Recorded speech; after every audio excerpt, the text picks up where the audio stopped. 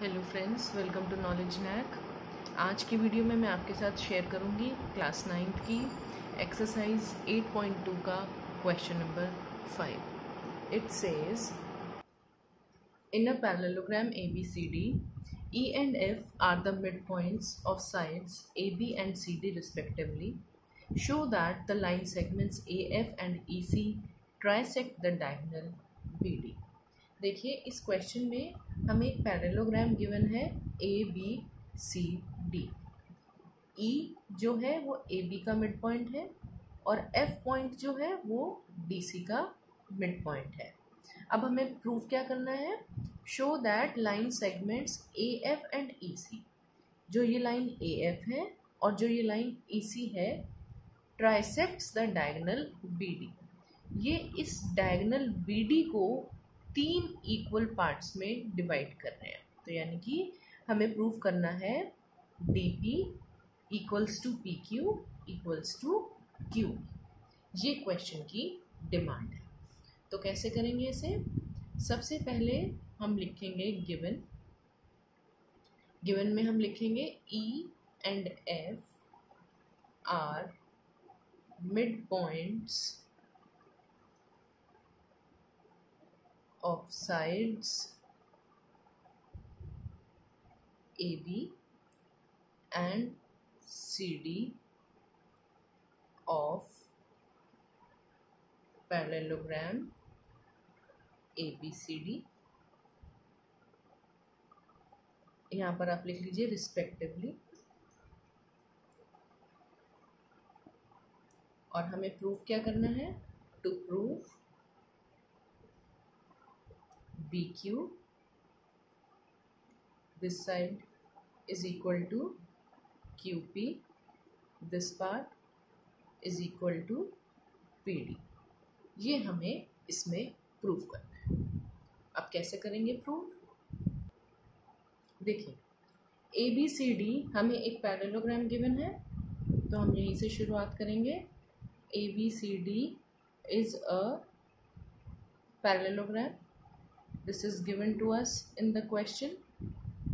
Therefore, AB is parallel to DC। जो AB है वो DC के पैरेलल होगी, क्योंकि ABCD एक पैरेललोग्राम है। और इसी तरह से AB जो है वो DC के इक्वल भी होगी। और इसका रीज़न हम क्या लिख देंगे? Opposite sides of parallelogram. ये प्रॉपर्टी है हमारे पास पैरेललोग्राम की। अब देखिए, E जो है हमें मिड पॉइंट गिवन है, तो हम क्या कह सकते हैं? AE this part is equal to half of AB। E mid point है तो AE जो है AB का हाफ हुआ। AE is equal to half of AB। इसका reason E is mid point of AB। इसी तरह से देखिए, F जो है हमें DC का मिड पॉइंट गिवन है, तो FC जो है वो DC का हाफ होगा। तो इस बात को हम लिख लेंगे CF is equal to half of DC। और इसका रीज़न क्या रहेगा? F is the mid point of CD। ये हमें क्वेश्चन में दोनों मिड पॉइंट्स गिवन थे। अब देखिए, CF जो है CD का हाफ है। मैं इसको CD लिख देती हूँ और क्लैरिटी आ जाएगी हमें। CF CD का हाफ है और CD किसके इक्वल है? AB के इक्वल है। तो हम अगर यहाँ पर CD की जगह AB पुट कर दें तो ये हमारा बन जाएगा CF is equal to half of AB। और इसका रीज़न हम यहाँ लिख देंगे CD is equal to AB। Simple. अब देखिए, जो हमारी ये वाली इक्वेशन थी AE is equal to half of AB, इसको हम इक्वेशन नंबर 1 मार्क कर लेंगे और इसको हम इक्वेशन नंबर 2 मार्क कर लेंगे। अब अगर हम इन दोनों इक्वेशंस को कंपेयर करें, फर्स्ट और सेकंड को, तो देखिए ये हाफ ऑफ AB है राइट साइड में और इधर भी राइट साइड में हाफ ऑफ AB है। तो अगर दो इक्वेशंस की राइट साइड हमारी इक्वल है तो बट ऑब्वियस है कि लेफ्ट साइड भी हमारी इक्वल होगी। तो हमारे पास क्या आ जाएगा, देखिए, from equation 1 and 2 what do we get? AE is equal to CF। AE जो है वो CF के इक्वल आ गई। और हम ये भी कह सकते हैं also AE is parallel to CF। AE को हम CF के पैरेलल भी कह सकते हैं। क्यों? क्योंकि देखिए AE जो है AB का पार्ट है और CF जो है CD का पार्ट है, और AB और CD हम यहाँ ऊपर ऑलरेडी इक्वल प्रूव कर चुके हैं। तो इसलिए AE CF के इक्वल भी आ गया हमारे पास और AE CF के पैरेलल भी आ गया। और हमें मालूम है कि अगर किसी क्वाड्रिलेटरल में, अगर मेरे पास कोई भी एक क्वाड्रिलेटरल है और उसकी एक pair of opposite sides equal है और साथ साथ पैरेलल भी है, ये दोनों कंडीशंस अगर एक पेयर ऑफ अपोजिट साइड्स में लग रही हैं तो हम कह सकते हैं कि ये क्वाड्रिलेटरल जो है वो एक पैरेललोग्राम है। तो इस तरह से हमने यहाँ पर ये प्रूव कर दिया क्वाड्रिलेटरल AECF, जो ये वाला क्वाड्रिलेटरल है ये एक parallelogram. AECF is a parallelogram. अब देखिए, अगर AECF एक पैरेललोग्राम है, हमने इसे पैरेललोग्राम प्रूव करने के लिए क्या किया, AE को CF के इक्वल और पैरेलल प्रूव किया, तो ये एक पैरेललोग्राम बना।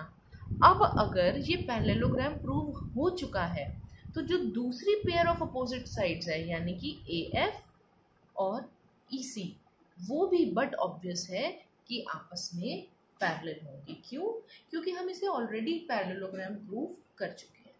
सो this implies to EC, this line is parallel to AF, this line EC is parallel to AF। अब देखिए EC AF के पैरेलल है, और अगर हम देखें EQ जो है वो EC का पार्ट है, तो हम क्या कह सकते हैं, और EQ is parallel to AF का पार्ट है AP।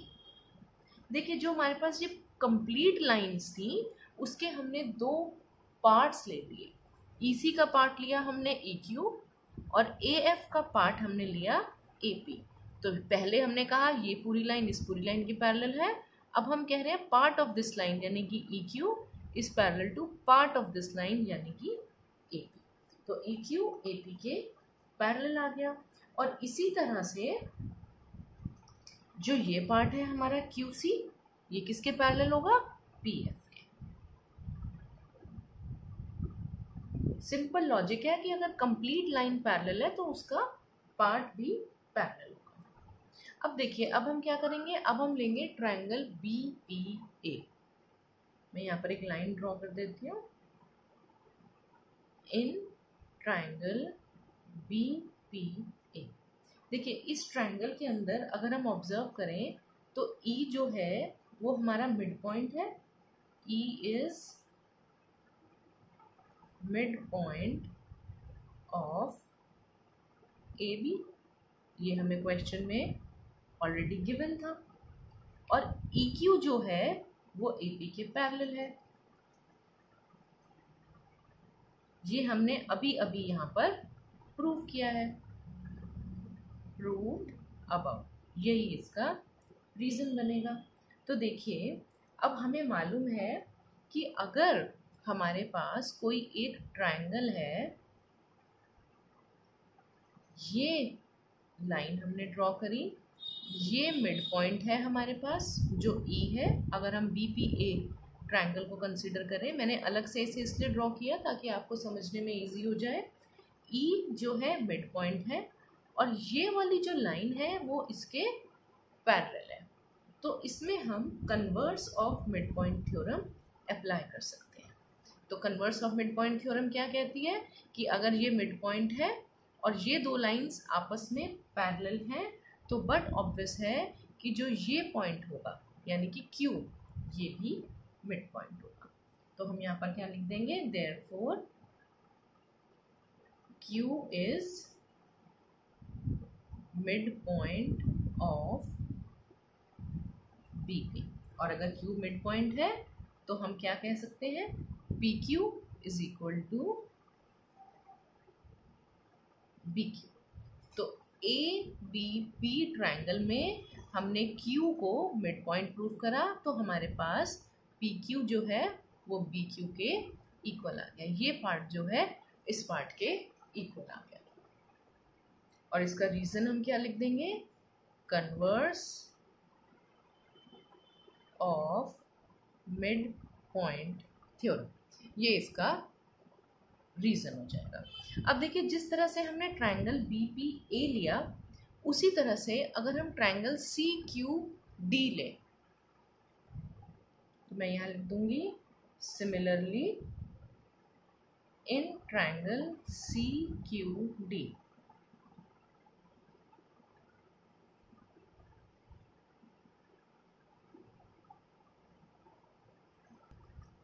देखिए CQD ये ट्रायंगल है हमारे पास।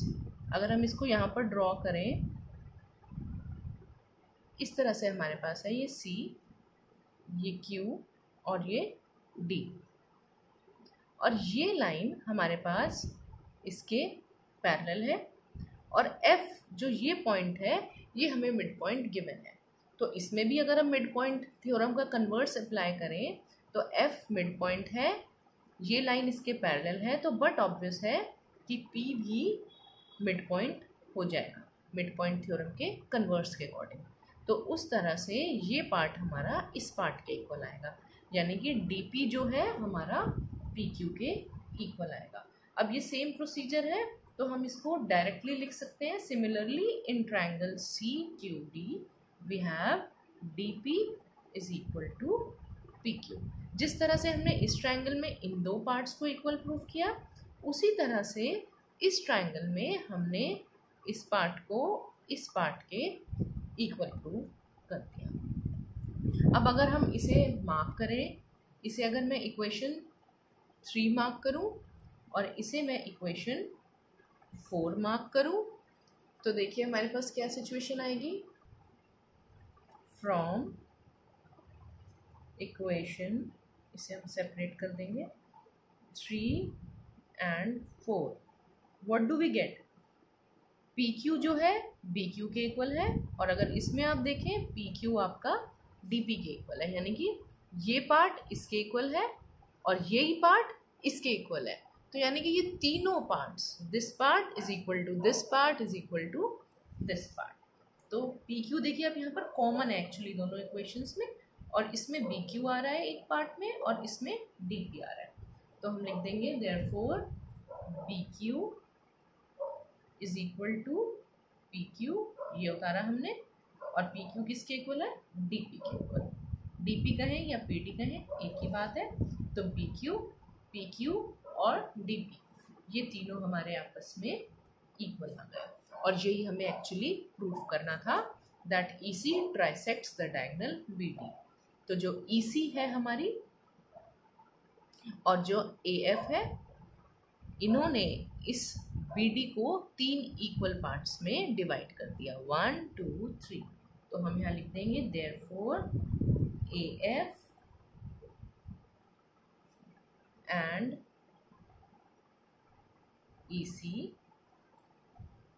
Trisect the diagonal BD। यही हमें प्रूव करना था। तो 5th क्वेश्चन हमारा कंप्लीट हो चुका है, एंड आई होप कि आपको इसकी सॉल्यूशन ज़रूर समझ में आई होगी। और फ्रेंड्स, मैं उम्मीद करती हूँ कि आपने मेरे चैनल को ज़रूर सब्सक्राइब किया है और आगे अपने फ्रेंड्स के साथ शेयर भी ज़रूर करेंगे। Thank you so much.